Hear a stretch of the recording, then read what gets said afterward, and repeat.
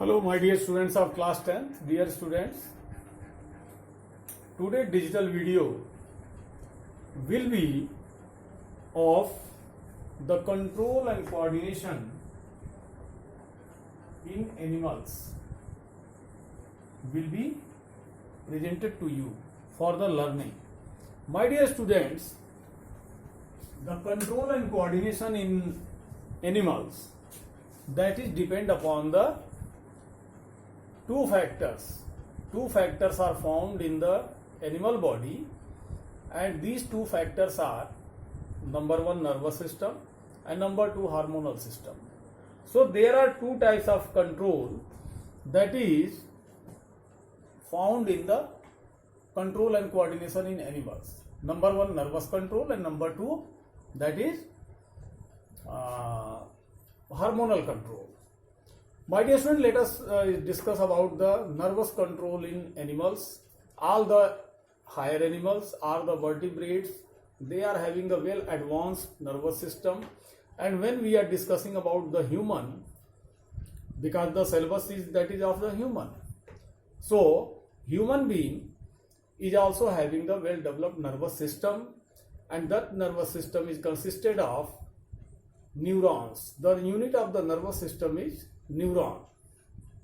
So you have already studied the structure of the neuron in the previous class, that the nerve cells are having the axon and cyton. Cyton is having the dendrites, axon ending at the nerve endings. So we will discuss another topic based on this neuron, that is just after this discussing the nervous system. So nervous system is made up of neurons, nerve cells, and the nervous system in human is found as the central nervous system,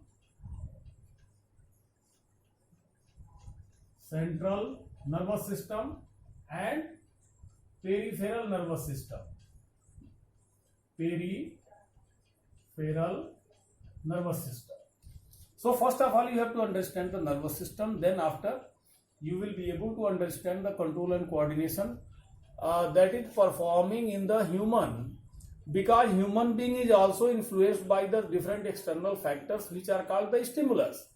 And the external factors are light, temperature, touch, injury, soil, etc., water, rain, thunderstorm. These are all the external stimulus which are received by the human, apart from several other type of the stimulus like singing, music, and other stimulus, looking the surprising things, etc., etc., etc. So my dear students, this is received, that is another mechanism that we will discuss later on. First of all, you have to know that the nervous system of human, that is composed of two nervous system. One is central nervous system and another is the peripheral nervous system. So central nervous system is having the brain. Suppose this is the brain and spinal cord. If this is the brain, then the brain get extended up to the lower part of the body, that is this is in the vertebral column, that is get covered in the vertebral column, something like this, and this is the spinal cord. So this is the brain. Suppose this is the brain, and this is spinal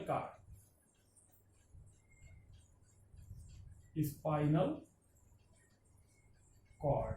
So these two components are of the central nervous system. These are centrally located and centrally acting. The brain get extended in the form of hollow tube, in the form of tubular like structure that get protected inside the vertebral column, which get extended up to the lower part of the, that is called the hip joints, that is the lower part of the body, and this brain, this is the brain and spinal cord, that is the central nervous system. My dear student, come to the peripheral nervous system. The peripheral nervous system further it get extended either from brain or from spinal cord.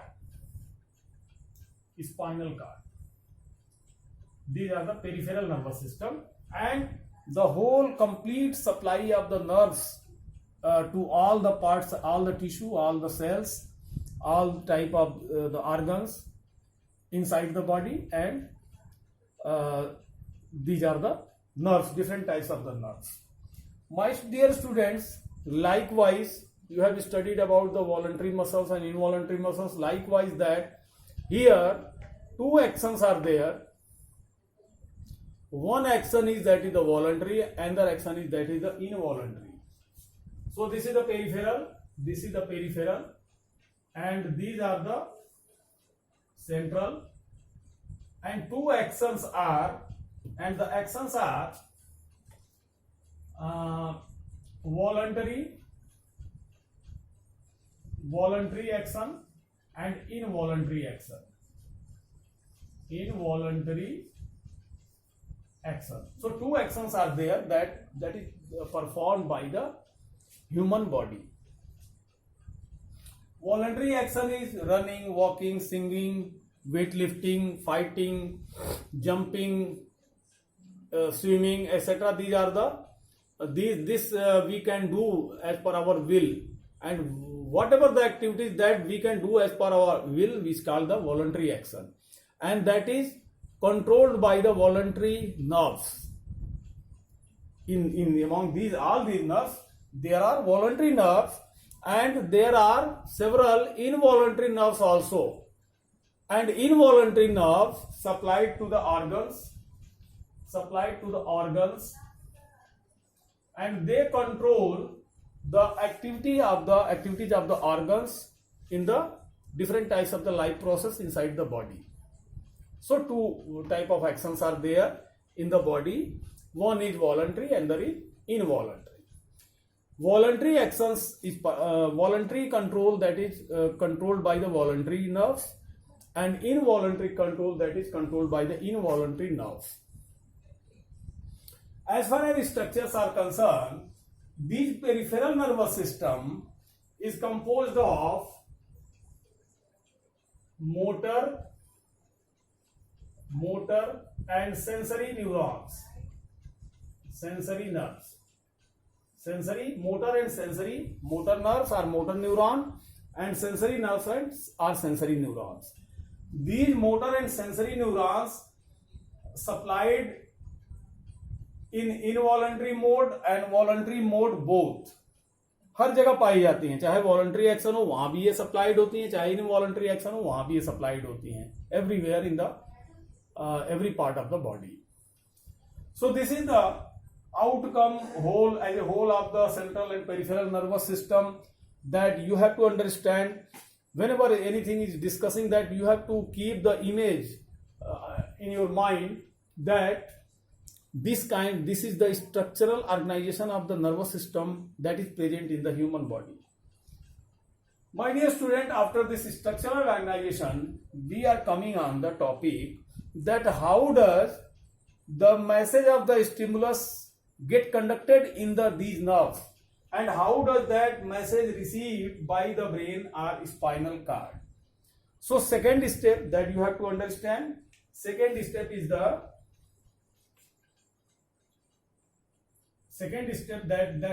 that you have to understand by the structure of the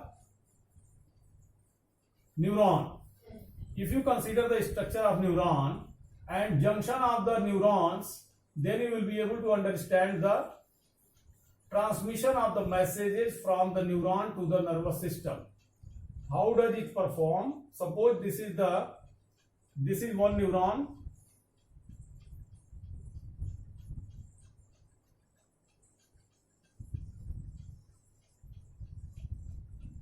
Suppose this is one neuron that get connected with the axon.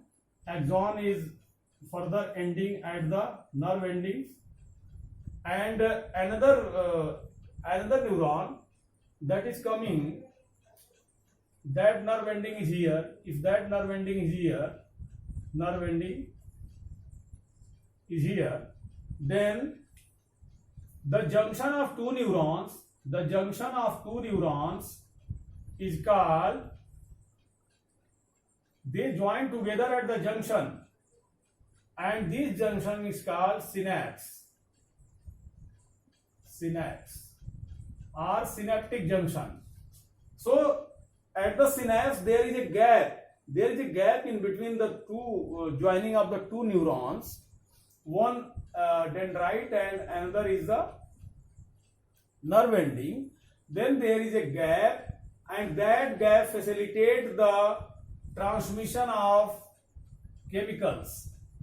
So chemical transmission takes place from the neuron to neuron in the form of chemical that is called ACH, acetylcholine.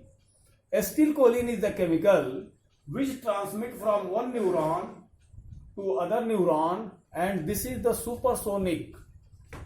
जितनी देर में हम आवाज सुन सकते हैं उससे भी ज्यादा तेज इसका ट्रांसमिशन होता है. This is called the neurochemical transmission.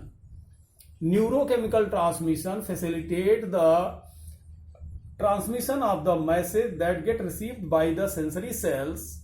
Now see, how does this acetylcholine get activated? How does this cell is able to secrete the acetylcholine?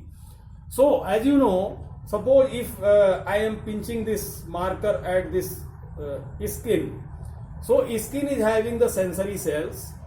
The sensory cells get connected with the neurons, sensory neuron and motor neuron, and that sensory cell get activated by producing electrical impulse.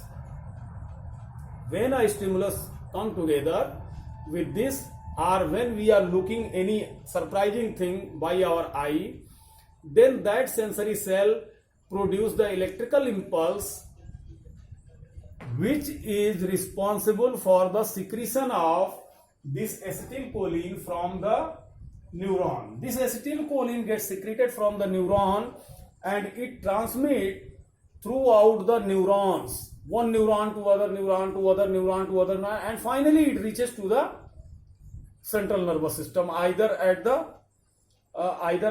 this spinal cord or in the brain. We will discuss detail about the structure of the brain just after the completion of these subtopics, some subtopics, then you will be able to understand.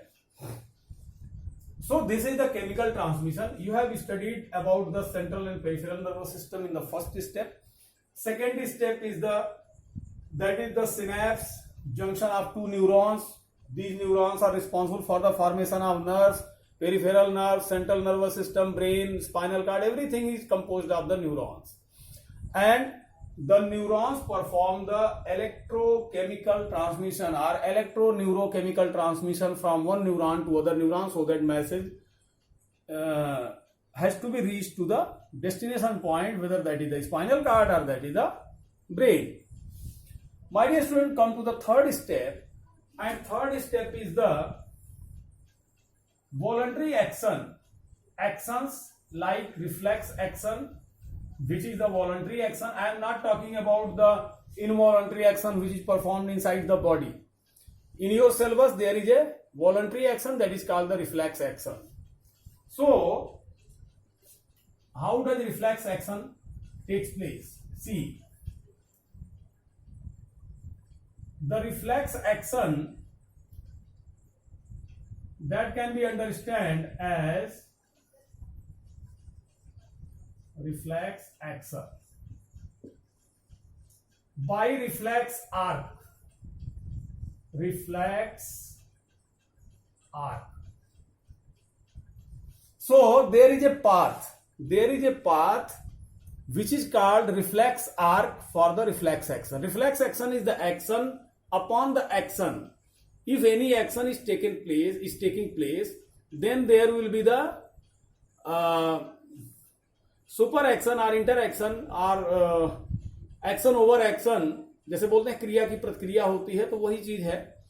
Suppose you are touching a hot ball, then what happen, if you feel the hotness in the ball, then that message is going to the central nervous system by a sensory neuron, and that sensory neuron message get translated, and order is passing to the motor neuron for the action.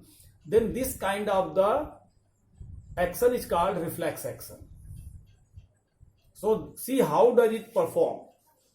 You can understand by this diagram that there is a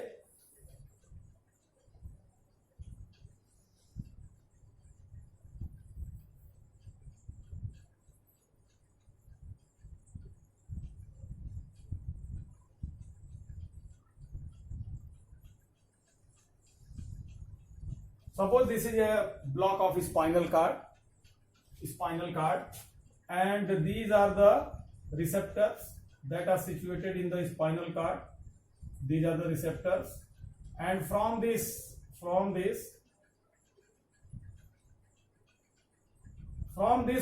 is the motor neuron. This is the motor neuron, and this is the sensory neuron.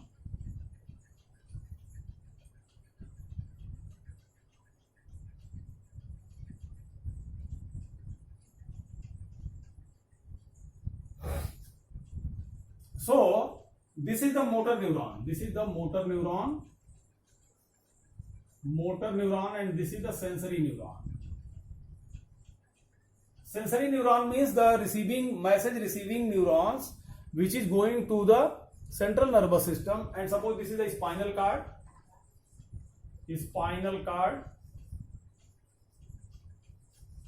So sensory neuron that is receiving the message from the affected from the stimulus part, and this is going inside it, and it get translated inside it, and further order message is passing to the motor neuron for the action, and this path of the sensory and motor neuron for the messaging is called reflex arc. So this is the reflex arc. So the path for the receiving message and delivering message by the sensory neuron, and involvement of the central nervous system is there, and outgoing message by the motor neuron to subsequent organ. That path is called reflex arc. The path of the messaging is called reflex arc. So this path is the reflex arc. Suppose this is to the hand, हाथ पे जाता है अगर, and the action that is performed by this reflex arc is called the reflex action. Touching a hot ball, sensing the hotness, then message is going via this sensory neuron by the chemical transmission to the central nervous system, translating it into it, and further message is passing for the order, for the action by a motor neuron to such organ to hand that keep away your hand. This path is called reflex arc, and this action is called reflex action. So thing is very simple, my dear student, you can understand like this. So today we have discussed about the brief summary of the nervous system, neurochemical transmission, and reflex action. My dear students, in the next video you will be able to learn the remaining part of this nervous control and coordination in the human. So thank you very much for watching this video. Have a good day.